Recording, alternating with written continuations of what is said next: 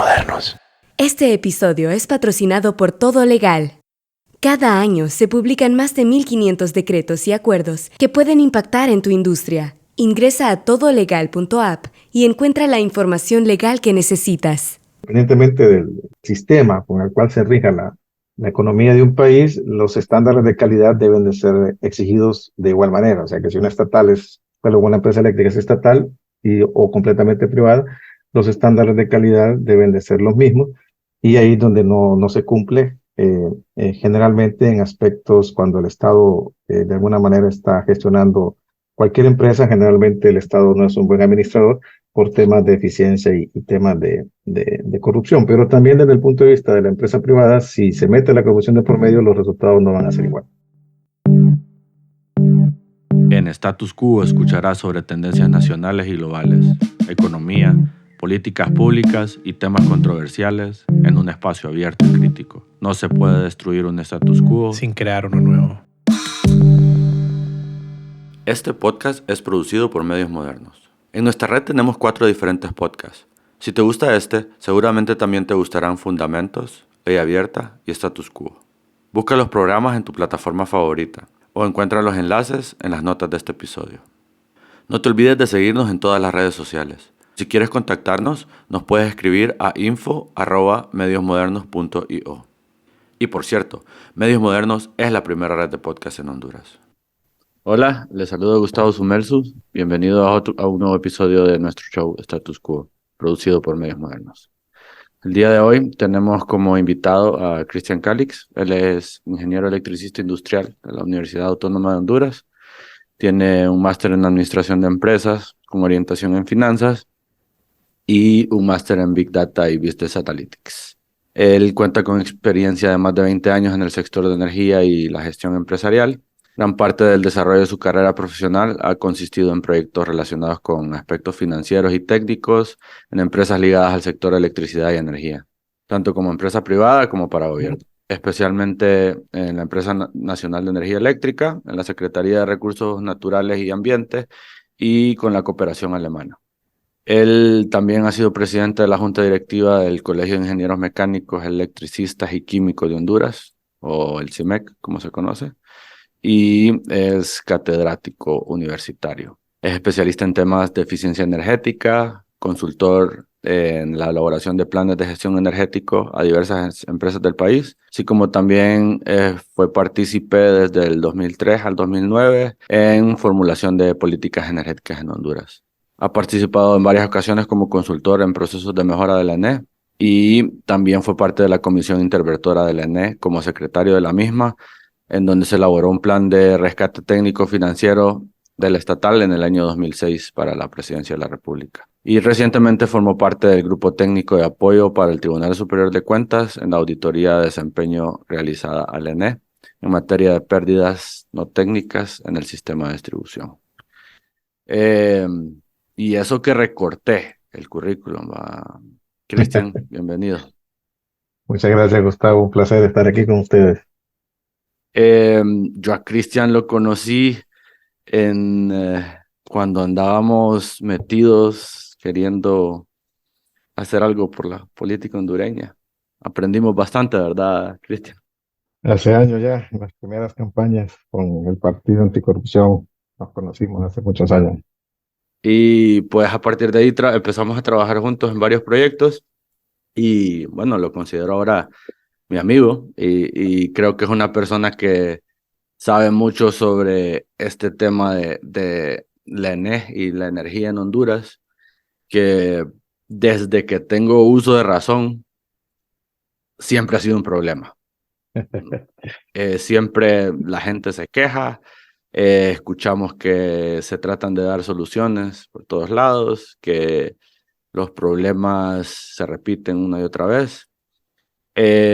Cristian, para empezar, este tema yo sé que es amplio, largo, confuso, bien político, más que técnico, ¿verdad?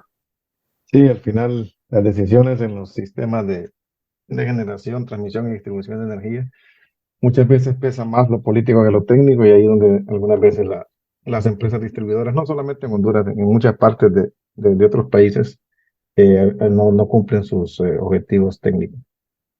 ¿Quién se encarga de la generación energética en Honduras? Bien, para dar un poco de contexto, nosotros tenemos una empresa estatal, todo el mundo la conoce como la ENE, la Empresa Nacional de Energía Eléctrica, y esta fue creada a finales de los años 50 y desde entonces ha sido la rectora y la empresa que maneja todo el proceso.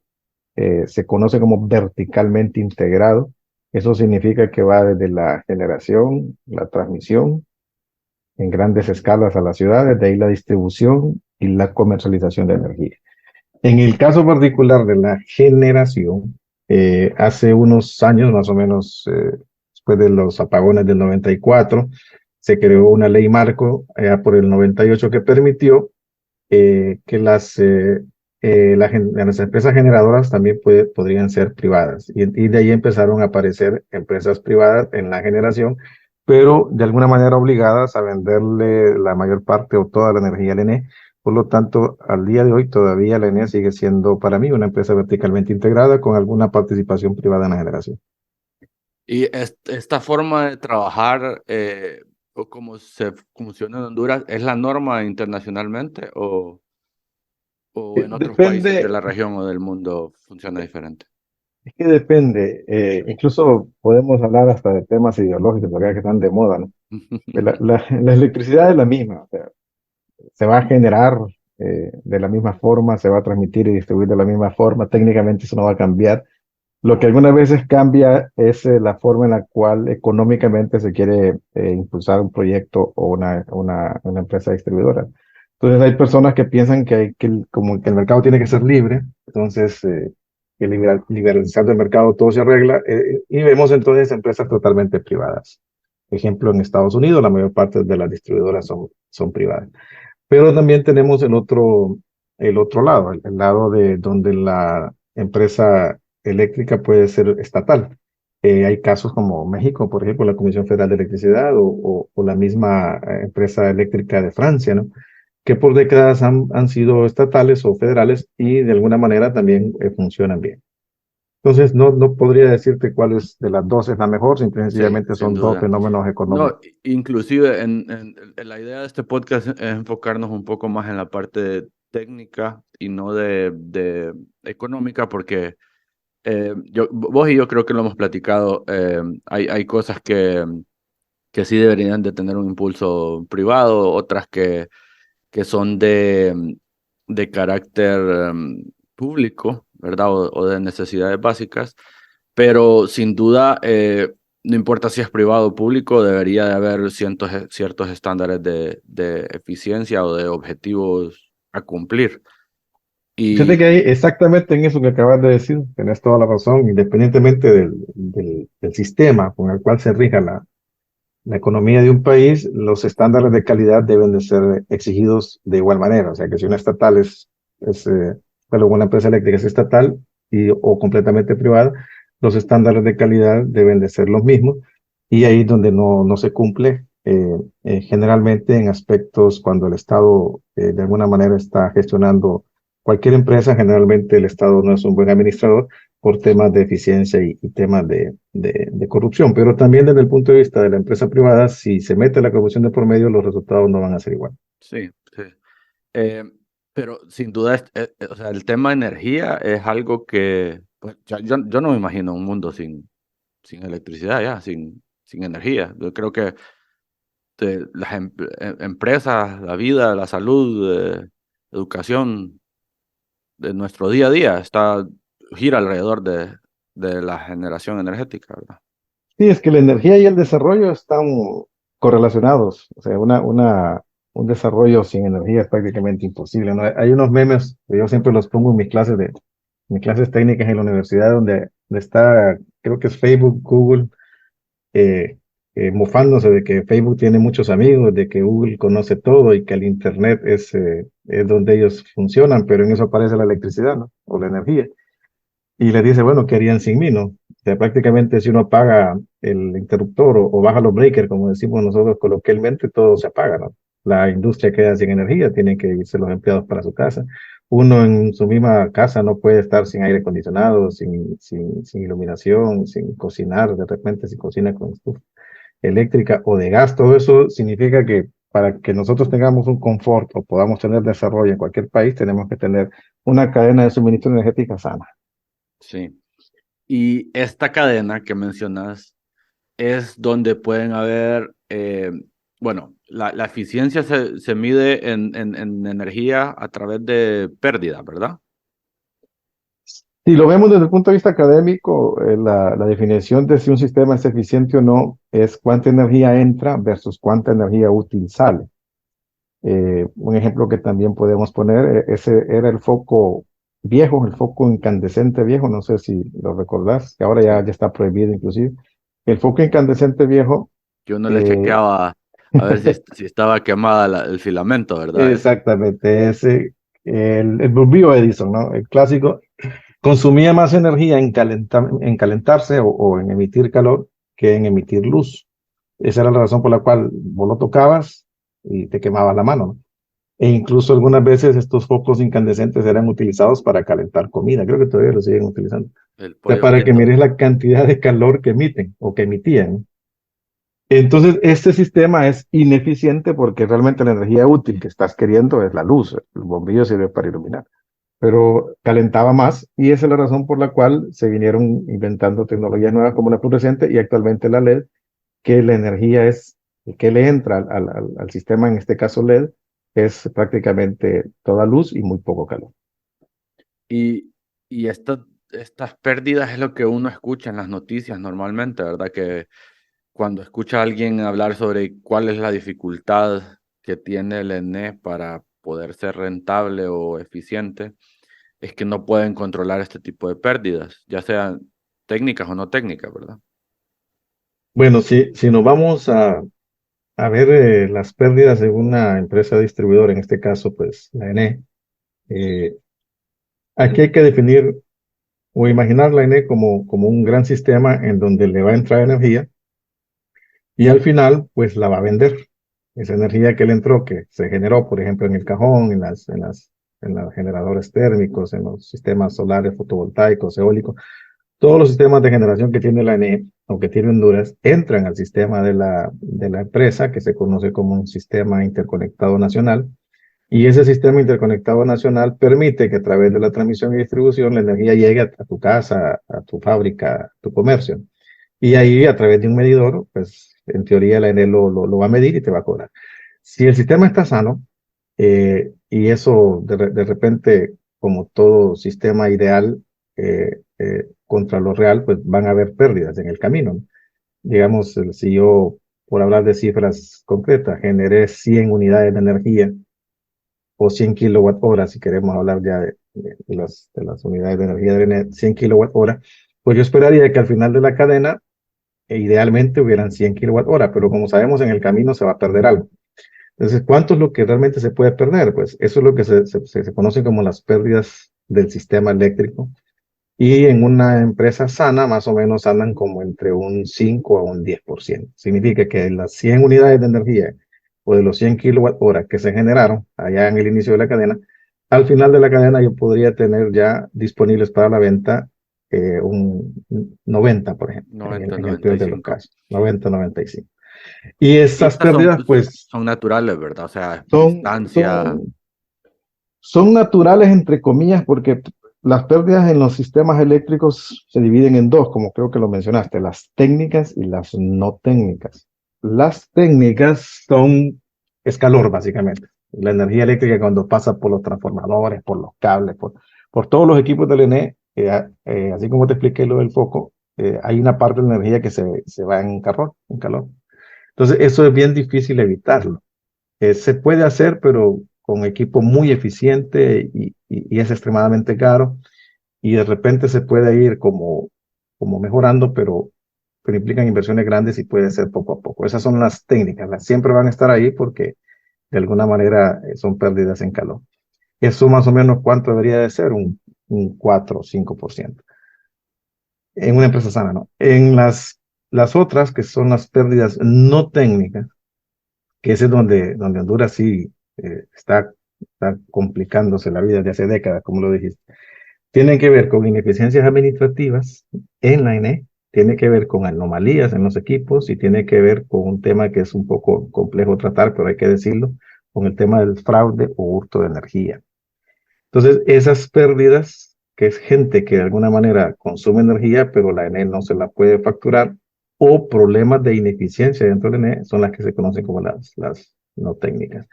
En una empresa sana deberían de ser bajas también, un 2%, 3%, 5% máximo. Pero en Honduras andan casi por el 24%, para que mires la diferencia. 24 entre las dos, técnicas y no técnicas. No, en las técnicas y las no técnicas estamos hablando a finales del año pasado en un 38%. 38. O Ujú. sea que son más las no técnicas que las técnicas. Mucho más.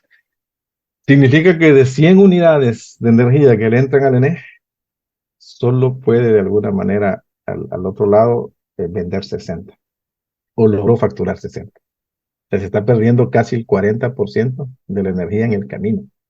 Una, en términos de calor, y ya te expliqué que son técnicas, pero lo más preocupante es que la mayor parte son en temas de no técnicas, que significan ineficiencias y administrativas y fraude. ¿Cómo estamos? Bueno, según lo que puedo percibir de lo que me decís, estamos mal. Pero ¿cómo estamos en referencia, por ejemplo, a la región o al mundo? ¿Cómo estamos? Bueno, ¿qué te puedo explicar? Más o menos en promedio, para hablar de la región, hablemos de Centroamérica. En promedio, la región centroamericana te anda como un 15% de pérdida. ¿Ok? Estamos lejos. El país que menos está reportando, si mal no recuerdo, es Costa Rica, que anda más o menos en un 9-10%. ¿Y cuánto tenemos nosotros ahorita? 38%. Para que mires, andamos en el doble del promedio y andamos 3 veces más que Costa Rica. Sí. 4 veces más. El que se nos acerca más, ¿cuál sería? En estos momentos, creo que es Nicaragua. Nicaragua anda por 25% de pérdida más o menos. Igual estamos lejísimos. Sí, porque nosotros estamos en un 38 y algunas personas conocedoras afirman que estamos llegando ya al 40, porque la cifra del 38 que te estoy dando es en el cierre del 2022. Vos que has estado hace tiempo en esto, ¿crees vos que se le puede atribuir esto a algún momento en específico de la historia, alguna decisión, o ha sido algo que se ha ido incrementando paulatinamente? Bueno, esa pregunta sí me la han hecho varias veces, o a veces me la han hecho de otra manera, si realmente se pueden bajar o no las pérdidas, Sí. si podemos o no bajarlas. Para contestarte esto, eh, en la historia reciente del ENE, más o menos finales de los 90, allá por 98, 99, principios del siglo, en el 2000, eh, la ENE tenía 18% de pérdidas totales, para que tengas una idea. Y estaba encaminada, si yo recuerdo, yo trabajaba en una ENE, estaba relativamente joven, creo que vos no habías nacido. Y el objetivo era llegar a 15%. Y llegaban allá por el año 2000, estaban ya en un 18%. De ahí, pues, la ND cambió de dirección y se enfocaron en otras cosas y las pérdidas empezaron a subir. Llegan hasta un 25% allá por el 2006 y de ahí se vuelve a implementar otro programa de control de pérdidas y en el 2008 se logra controlar más o menos como al 20%. Desde el 2008 hasta el 2022 no ha habido una reducción considerable. Ha sido un incremento permanente año con año, hasta llegar al 38 que estamos ahora. Nunca habíamos estado con tantas pérdidas entonces. No, jamás. Jamás en la historia del ENE no habíamos tenido tanta pérdida. Y creo que eso se refleja en la precariedad que está en la institución también, ¿verdad? Claro, lo que está pasando es lo siguiente, Gustavo. Si yo tengo 100 unidades de lo que sea y solo vendo el 60% de esas unidades en cualquier negocio y se me pierde el 40% en inventario, ningún negocio va a sobrevivir. Si Sí. si lo trasladas a energía es lo mismo. O sea, Recuerda que la energía, es cierto que el ENE produce es que es el Cajón, que es Cañaveral, Rulino, todas esas represas hidroeléctricas estatales, y que de repente alguien puede decir, bueno, ahí el costo es mínimo, pero adicionalmente a eso están las compras a las empresas privadas, ¿no? Tanto renovables como no renovables, que son más del 60% de la energía que el ENE compra. Entonces, la factura del ENE, en sentido de sus proveedores, si quiere llamarlo así, es alta, ¿no? Y de repente no logro ni vender a mis clientes el 60% de toda esa gran factura de ese 100% que me entró al sistema, ¿no? Entonces, por un lado, ni siquiera logro recuperar mis costos, ni siquiera estoy pensando entonces en una ganancia. Y las utilidades o superávits en las empresas eléctricas sirven para darle mantenimiento a la red, para comprar equipo nuevo, para ampliar la red, y por lo tanto esto no se va a poder porque no tengo el dinero, no tengo los recursos. Eso implica que tengamos sitios con transformadores o con cables de hace décadas que no se les está dando mantenimiento, y con una simple lluvia, pues generamos apagones en grandes zonas de la ciudad. Literal, se hacen reparaciones a los problemas que aparecen, ¿verdad? Es un mantenimiento correctivo que se da, lastimosamente no, aunque sí puede haber una planificación, porque sí me consta, en ENES sí se planifica. El problema es que no se ejecuta lo que se planifica, una, debido a que no hay recursos, y lo otro, que muchas veces pues no depende de los técnicos en ENES las decisiones, sino que más pasamos al ámbito político, ¿no? Entonces esto te genera un conflicto por todos lados, ¿no? Entonces las personas exigen un servicio de calidad a una empresa estatal quebrada, y que no ahorita, por décadas no ha podido invertir como debe de ser en su red, y por lo tanto cualquier variación ahí o cualquier accidente genera un efecto dominó que puede dejar sin energía grandes zonas, incluso hasta el país entero. Y esto, yo sé que vos has trabajado en proyectos que tienen que ver con tratar de llegar a lugares donde la energía no está llegando. Y dos, eh, me imagino que en las ciudades grandes o zonas industriales es una gran limitante para empresas venir y que no puedan obtener la demanda energética que tienen, ¿verdad? Para poder ampliar sus proyectos o crecer. Ah, claro, el déficit de oferta en Honduras es grande. Tenemos zonas industriales enteras que, que cuando se instalaron, por ejemplo, en Choloma, en el Valle de Naco también, la ENE no pudo suministrarles la energía y la potencia que ellos requerían, y se vieron forzados a montar sus propias plantas de generadores. Ahí en Choloma es muy común encontrarse grandes eh, empresas maquileras o parques industriales enteros que producen su propia energía, porque el ENE no se la puede brindar. O si se la brinda, solo es en algunos momentos del día y no es suficiente. Y la ampliación a la parte rural también me imagino que es una limitante. Y la cobertura es otro tema, ¿no? Como decíamos al inicio del podcast, la energía es desarrollo, ¿no? Entonces, si queremos llevar desarrollo a una comunidad, una escuela que tenga internet, un centro de salud que pueda tener una pequeña refrigeradora, un freezer para guardar vacunas y medicinas, etcétera. Todo lo que implica eso es consumo energético, ¿no? Queremos mejorarle la vida a las personas que están cocinando con leña en este momento, por ejemplo, y queremos pasarla a una forma más amigable con el ambiente y también amigable a la salud. Necesitamos llevarles energía. ¿Y quién la va a llevar? La ENE. Y si yo llevo energía por decir algo, a una comunidad que está a 15 kilómetros en una montaña, son proyectos que, si se lo damos a una empresa privada, jamás se va a recuperar el dinero. O sea, gasto más en postes, en cables, en medidores, en equipo, que la energía que voy a vender allá del otro lado. Entonces, ese tipo de proyectos generalmente tienen que estar subsidiados, y ahí es donde entra la responsabilidad social de estas empresas eléctricas, en donde tenemos que llevar la energía a unos sitios que por los primeros años no vemos ninguna renta en el tema de venta de electricidad. Más si hay una externalidad social en donde la gente sí está viendo un desarrollo, y eventualmente las comunidades se desarrollan y empiezan a consumir más energía. Pero para eso necesitamos planes a largo, corto y largo plazo, ¿no? Y el ENE no nos puede financiar. Y, ¿existen zonas del país que contribuyen más a las pérdidas no técnicas? Sí. Si volvemos al tema este de las pérdidas no técnicas, hay un factorcito ahí que es el del hurto de energía, que básicamente, que podríamos decir, de los 38% finales, creo que un 20% puede ser atribuible a hurto o robo de energía. Y esto se da a todo nivel, porque algunas veces creemos que solo se da en algunos tipos de clientes, pero no, en Honduras se ha vuelto es como un logro robar la energía al ENE. Hay personas que se jactan de decir, mira, yo tengo mis 3 aires acondicionados de la casa encendidos 24 horas porque los tengo puenteados. Y para ellos es un logro porque están como venciendo el sistema.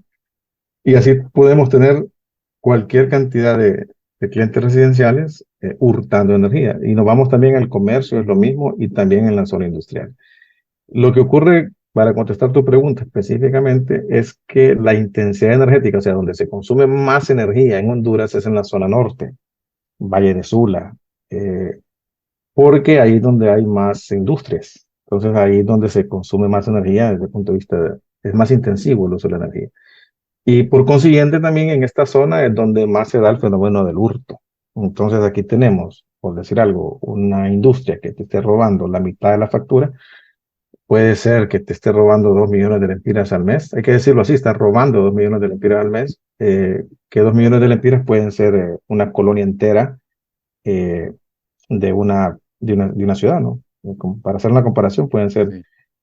Entonces ahí te das Y cuenta que este tipo de pérdidas no técnicas se da más en industria o en comercial o residencial a tu no, entender. pues fíjate que la caracterización de las pérdidas en Honduras es que llegamos a un punto en donde todo el mundo lo hace ya. Antes, yo recuerdo cuando se lograron bajar allá a principios del 2000 a un porcentaje como del 18%, se empezaron a ver ya los problemas más que todo social, ¿no?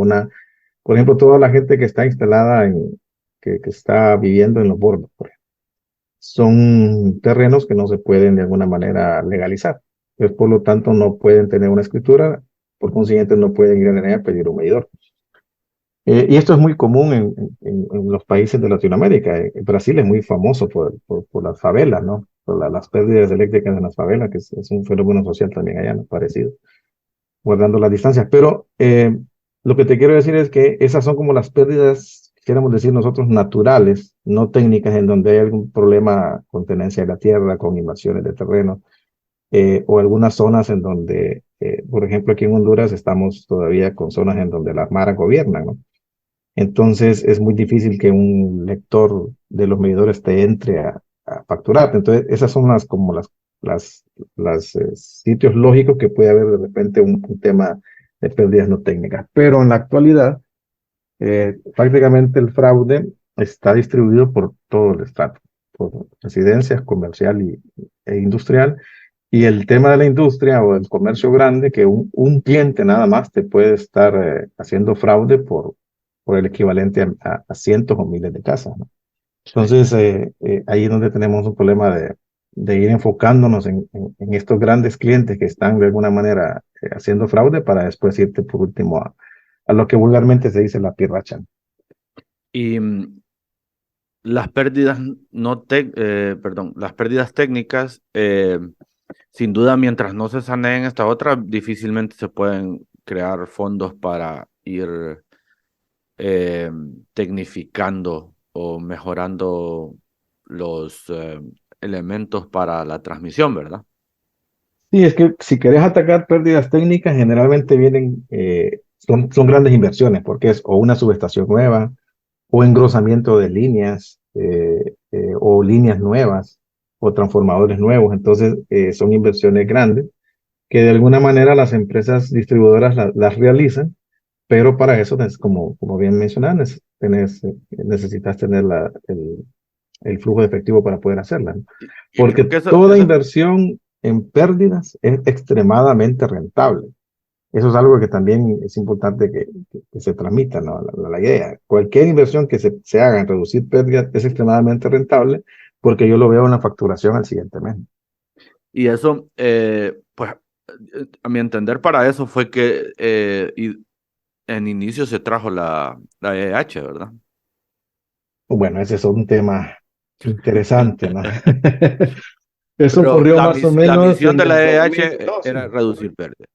Mira, eso fue en el 2016, que creo que la licitación sale en el 2016, una licitación para contratar una empresa que se dedique a dos cosas. Uno, en primer lugar, reducir las pérdidas. Creo que la estaban pensando llevar de un 32 que estaban a un 27, creo, no me acuerdo muy bien. Pero estaba claro que había que bajar, creo que 7 puntos en el tiempo, 7 puntos de pérdida, ¿no? Y por otro lado, la segunda eh, parte de la licitación era que operara la red. Operar la red significa darle mantenimiento, atender quejas, instalar nuevos servicios, etcétera. Y entonces se le quita al ENE, o se le iba a quitar al ENE, todo ese componente comercial que se conoce, ¿no? De facturar, atender reclamos y todo eso, y se le iba a dar a esta empresa.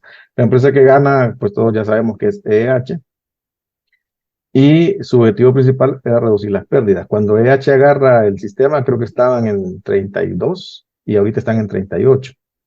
Entonces, creo que no es necesario saber mucho de finanzas para entender que no se cumplió el Hay que primero, ¿no? saber sumar y restar, ¿verdad? Sí. Y el segundo, de operar la red, pues bien o mal, está siendo operada, pero creo que, como Eso decimos tal vez nosotros, ya lo estaba haciendo. no era necesario trasladarlo a otros si Lené lo estaba haciendo. Y no he visto grandes cambios tecnológicos y en operación, ni bajas en los índices de fallas o mejoras en los de calidad, que Lené no lo hubiera hecho perfectamente con el dinero que en el contrato se está pagando. Sí, con lo que están cobrando. Correcto. Em, y fíjate que algo que me llamó la atención es, creo que en los últimos años hubieron intentos también de pasar legislación para poder em, abrir el mercado en algunas partes de esto de que es generación, distribución y comercialización, ¿verdad? Creo que, si no me equivoco, la legislación estaba queriendo abrir la parte de comercialización y bueno, la generación ya habían empresas que Sí, están... la generación empezó hace mucho tiempo, ya hay muchas empresas privadas, es más de la mitad de la generación en Honduras es privada. Ahora, ¿por qué no hay otra distribuidora en Honduras? Tal vez es tu pregunta, porque eso es Lené. Si Sí, o legalmente se sea, puede, no, y es algo, y la parte de la distribución es algo que no se escucha como que la gente quiere. no, es que ese es ir a pelear a bailar con la más fea, como dicen, ¿no? Es, por un lado es donde está el dinero, porque ahí es donde está la caja del proceso, ¿no? Ahí te pagan, pero por otro lado está la atención al cliente, está la atención de fallos. Eh, En Honduras sí es posible, legalmente está la base legal para que una empresa distribuidora se pueda formar y todo. Lo que pasa es que no ha ocurrido por condiciones obvias, ¿no? O sea, qué red o qué empresa, te lo digo porque he asesorado a algunas empresas internacionales que han querido de repente hacer ese tipo de inversiones y cuando miran las cifras o miran el tipo de sistema que tenemos en Honduras, dicen que no, porque no hay ningún tipo de seguridad por un lado eh, y Para por la otro lado, inversión. no hay seguridad en el sentido de, de que te pueden, bueno, te vas a meter a una zona donde hay, están manejados por maras Ya, sí. y no te van a dejar operar la red ahí en esa zona. Y por otro lado, también las inversiones que hay que hacer y las tarifas también. Hay un montón de factores ahí que al final huye la inversión. Por lo tanto, la única en tierra firme, ojo, eh, la mayor es Lené. Ahora sí hay más. Hay en las Islas de la Bahía hay una empresa privada por cada isla. Y Ujú. también en la zona de Gracias a Dios hay empresas distribuidoras, pero obviamente pequeñitas. Y en la parte de transmisión nadie se quiere meter. No, transmisión es completamente estatal, son inversiones enormes y por otro lado los ingresos en las transmisiones que son grandes torres, ¿no? Las torres metálicas altas, que van del Cajón, por ejemplo, a Tegucigalpa o a San Pedro Sula o de Choluteca a Tegucigalpa, donde están los centros de generación. Esas inversiones, los retornos de esas inversiones son muy largos, entonces no les llama la atención a los inversionistas. Entonces Y, generalmente y, quedan como inversiones estatales. y la generación ha sido... Caminita La de oro. generación es la gallinita de oro, ¿no? Porque por un lado te paga, la ENE te tiene que pagar todo lo que generes en muchos de los contratos, especialmente los contratos de energía renovable privados. Había muchos incentivos en aquellas épocas y una de ellas era de que toda la energía que pudiera generar, la ENE estaba obligada a comprarla, por un lado, ¿no? Y por otro lado, los precios que se pactaron en aquellas épocas, eh, pues de alguna manera nos hemos dado cuenta de que de repente no eran los precios adecuados. Porque ha ocurrido en estos momentos cuando algunas veces el petróleo, por alguna situación geopolítica ahí baja de valor, que no se puede despachar, significa comprar energía de una planta renovable porque está más cara que una térmica, por ejemplo, para darte una idea. Bueno, ahorita que mencionas de las energías renovables, la tendencia es para que toda la generación vaya de la mano con esto que tiene que ver con energías renovables, ya sea solar, eólica. ¿Esto influye en pérdidas o no? ¿Vuelve el sistema más complicado? Ok, sí, no. Eh, si tenés, mira, ahorita hay muchas tecnologías, incluso algunas disruptivas, que a nivel mundial todavía se está discutiendo cuál va a ser el futuro. Por ejemplo, uno sencillo es la masificación de la generación fotovoltaica con la inclusión de las baterías. Y algunos expertos indican que prácticamente muchos clientes en un futuro van a poder desconectarse de la red con seguridad, porque por un lado los paneles van a ser más eficientes y por otro lado también las baterías van a ser más duraderas, más eficientes y todo más barato. Entonces, te va a ser más fácil hacer una migración a un sistema de generación fotovoltaica. Por un lado, también están los vehículos eléctricos que pueden llegar a ser consumidores y también generadores de energía en algún momento. Y así hay muchas tecnologías que de alguna manera van a cambiar drásticamente la cadena de suministro que hablábamos al inicio. La cadena es generación, transmisión, distribución, comercialización. Con la entrada de estas tecnologías disruptivas, vos puedes tener en cualquiera de los puntos una entrada de energía cuando antes solamente lo podías tener en el punto de generación. Entonces ahí la energía que se transmite y se distribuye puede llegar a mermar, no por el hecho de que no te la consuman, sino que ahora la estés produciendo vos directamente en tu hogar o tu propia empresa. Eso ya es muy común. Hay muchas industrias que tienen grandes cantidades de sistemas fotovoltaicos ya instalados, incluso megawatts de instalados en sus techos, y ya prácticamente con la inclusión de las baterías de potencia, podrían en alguna manera ir pensando en separar, si no todo el proceso productivo, alguna parte.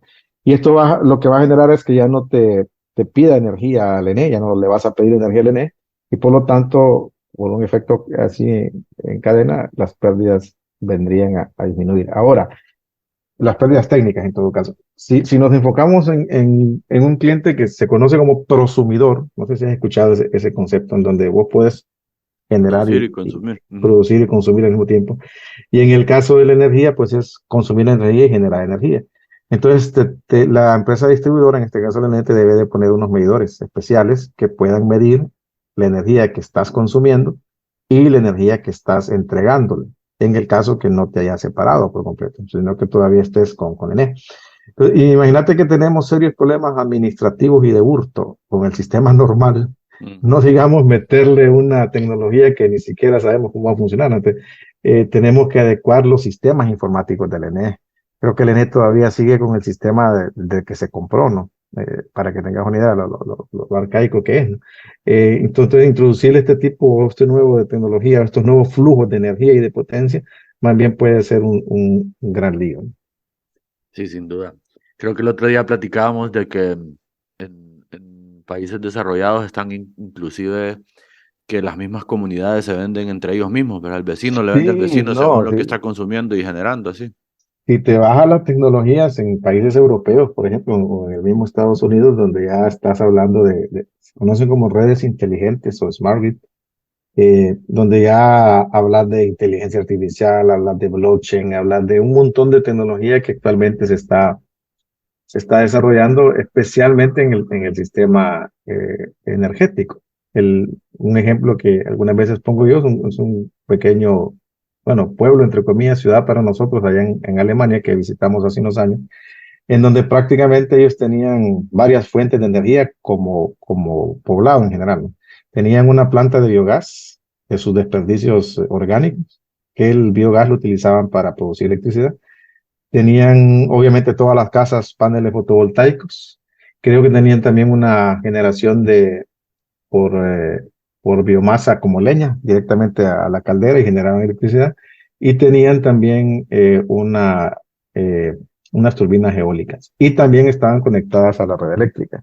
Entonces, te puedes imaginar gestionar todas esas transacciones, ¿no? Y que la energía que yo, por ejemplo, produje en mi casa, en el techo de mi casa, yo se la puedo vender a mi vecino o mi vecino me la puede, etcétera, me la puede. Entonces, todas esas transacciones que son por minuto muchas, de alguna manera tienen que ser manejadas por software especializado con tecnología Big Data, que pueda manejar toda esa información y de alguna manera validarla, que ahí nos dentro también el blockchain, para que todas estas transacciones todo el mundo sepa quién le vendió, quién le compró y al final de cuentas también cuánto le vendimos a la empresa distribuidora o cuánto le compramos, porque al final tenemos que pagárselo. Sí, yo quisiera hacerte una pregunta bien loca con respecto a eso. El otro día estuve escuchando un podcast donde un tipo mencionaba sobre que una de las limitantes para estas tecnologías de producción, ya sea como de renovables, como los carros eléctricos, todos estos paneles de solares, una de las dificultades que tienen es la limitante de producción de los mismos elementos, ya sea eh, la extracción de litio para las baterías, eh, que no hay suficiente industria que le esté produciendo las, las tecnologías más eficientes y que estos países desarrollados tienen tanto poder adquisitivo que la gente y tanta conciencia climática, se podría decir, que la gente en estos países compra tanto estas cosas que realmente se utiliza tal vez en los lugares donde no se va a utilizar mejor. Por ejemplo, en Honduras, que tenemos sol todo el día, tendría un mayor impacto tener paneles solares en Honduras que tenerlos en el norte de Europa, donde la mayoría del tiempo no tienen sol. No sé qué opinas vos sobre esa idea. Al final, eso lo que está mencionando es un concepto de uso racional. O sea, yo como país, si genero una política energética congruente para el desarrollo, entonces voy a seleccionar las mejores formas de generación de electricidad o energía, porque no solamente tiene que ser electricidad, en mi país. Y ahí es donde entro a ver lo que vos mencionás. Eh, y entonces empiezo a hacer, porque al final es un tema de mercado, ¿no? Si yo voy a Correcto, sí. necesitar comprar cierto tipo de tecnología, pues si lo hago para mañana, no va a haber. Tengo que, si voy a meterles megas de energía solar a mi país, tengo que estar ya desde ahorita comprando o licitando o viendo con qué tecnología lo voy a hacer o A haciendo los futuro, diseños. sí. Y por los momentos ni siquiera lo estamos pensando. Fíjate que yo siempre, cuando platico con algunos colegas ahí en ENE, yo les digo, miren, ¿qué van a hacer como ENE? O sea, ¿qué vamos a hacer como ENE cuando las casas, comercios e industrias nos empiecen a decir que ya no nos ocupan? Porque ya logran producir si no el total de la energía, llegan a producir X cantidad, un porcentaje de energía a través de los paneles solares y almacenamiento. ¿Qué va a hacer la ENE? O sea, la ENE a este momento, y eso sí es cierto, sigue planificando como una empresa verticalmente integrada, como que si esto va a ser siempre al infinito, ¿no? Sí, sí, sin duda, Ahí podemos hablar de tecnologías que no son aplicables para Honduras, ¿verdad? Es lo que, ¿qué país podría ser referencia para Honduras? no, tenés uno cerca, Costa Rica, el 98%, a veces ha llegado al 100% en algunos meses de producción de energía renovable por completo. Eh, y claro, ellos empezaron desde hace muchas décadas a planificar eso, ¿no? Entonces han aprovechado, hecho uso racional de sus fuentes de energía como geotermia, solar, hidráulica, y para no irte tan largo, ¿no? Costa Rica está a pocos cientos de kilómetros de acá y ha logrado que su matriz energética sea casi 100% renovable. ¿Vos mirás entonces que una solución sería esa? O sea, que Honduras empezara a apostarle bastante a lo renovable. Sí, lo que pasa es que tuvo que haberlo hecho hace muchas décadas ya, ¿no? Nos hemos quedado atrás en un montón de cosas. Seguimos importando petróleo para generar electricidad cuando Honduras no produce una gota de petróleo. Ya te dice que no estamos usando racionalmente los recursos energéticos que tenemos. Ahora, es fácil decirlo, bueno, cambiémonos a renovables, pero hacerlo ya de salir de lo técnico y ya pasamos a temas socioeconómicos y políticos. Te voy a poner un ejemplo sencillo, las famosas represas de Tablón y Catuyo, Llanito. Yo las vengo escuchando desde que tengo uso de razón. Y todos los periodos de gobierno vuelven a hacer los estudios de factibilidad y los vuelven a actualizar y ahí se quedan. No hay una voluntad, en este caso hay que decirlo política, en hacer ese tipo de inversiones. Bueno, lo mismo ocurría con Patuca. No sé si te voy a acordar, desde que estoy yo también con uso de razón ahí, Patuca, hasta que se logró y ya está posiblemente generando ya 100 megawatts eh, eh, y posiblemente integrándose al sistema interconectado nacional con las líneas de transmisión que se están construyendo. Eh, la última represa que Honduras hizo grande fue el Cajón, y eso fue a finales de los 80. Entonces, te puedes imaginar el atraso que hay en la política energética en el aprovechamiento de las fuentes renovables nuestras. Como bien nos decís, nosotros somos privilegiados, estamos en el trópico.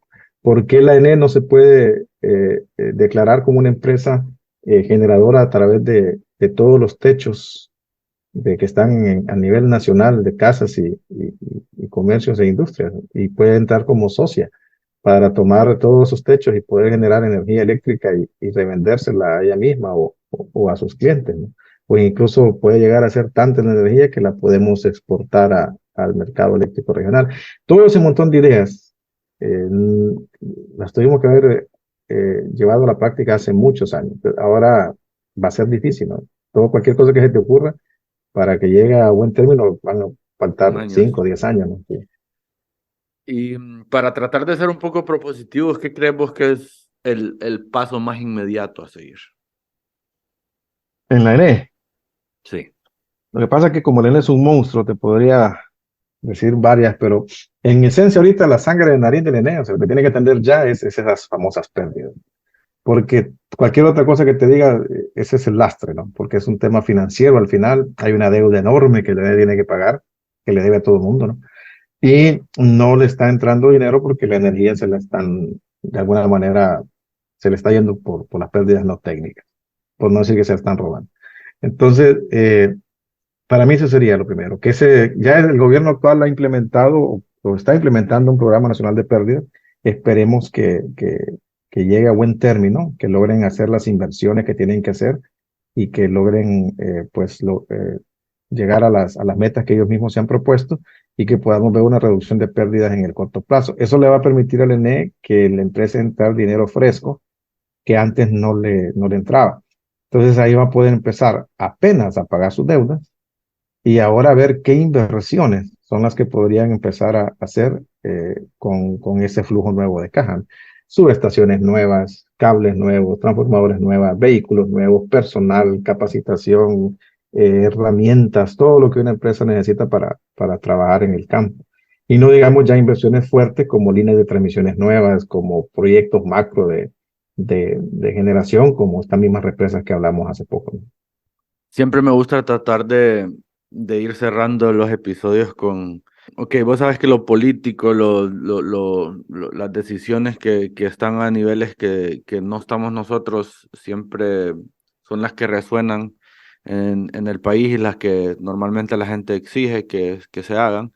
Pero, ¿qué podemos hacer nosotros como ciudadanos comunes y corrientes Bueno, para ahí, tratar de ahí ayudar a todo esto?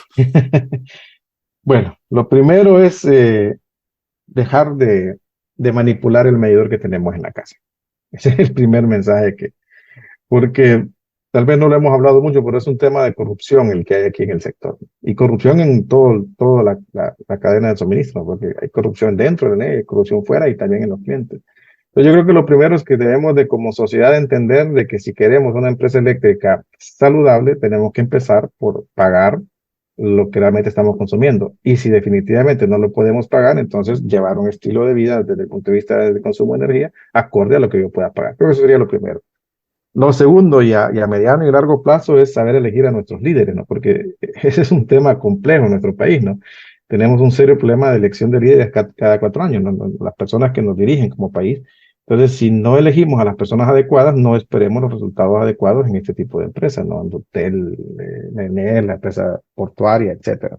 Entonces, ese es un tema más complejo porque ya es un tema de conciencia social, ¿no?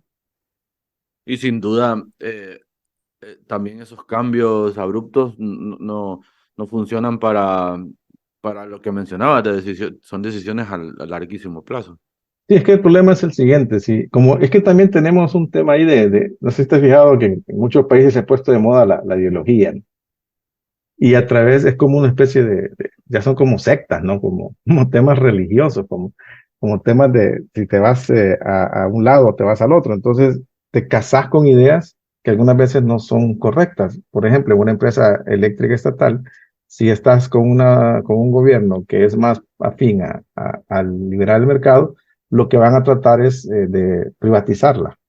Por lo tanto, no hay inversiones en ningún tipo porque la vas a vender tarde o temprano. Entonces, prácticamente esa sería una forma de verla. Pero si en eso cambias a otro tipo de gobierno, que ya no es la privatización, sino que es más bien que sea el Estado, entonces ahora este es otra dinámica, pero esas dinámicas no te duran porque cada 4 años, cada 8 años te las están cambiando. Entonces, al final la empresa no camina. Entonces, para mí debería porque por un lado va para la izquierda, por otro lado va para la derecha, y al final no avanza. Entonces, para mí, una de las cosas que también debería de hacerse es que la ANE se separe de de estas decisiones políticas ideológicas y se vuelva una empresa eminentemente técnica, así como lo es el ICE en Costa Rica, por ejemplo. Bueno, son ideas, ¿no? Sí, sin duda, son ideas que esperamos que de alguna forma se materialicen, ya sea parcial o totalmente, ¿verdad? Bueno, Cristian, cerramos este episodio. Te agradezco mucho que hayas estado con nosotros, que hayas compartido un poquito de tu conocimiento. Y no sé si quieres decirle algo a los oyentes de despedida. No, agradecerte, Gustavo, y ojalá podamos tener participaciones como esta más a menudo en donde de repente lo importante es que las personas sepan exactamente lo que ocurre en este fenómeno tan complejo de la energía, ¿no? Y en lo que podamos nosotros apoyar, pues también estamos a la mano. Gracias. Saludos a todos.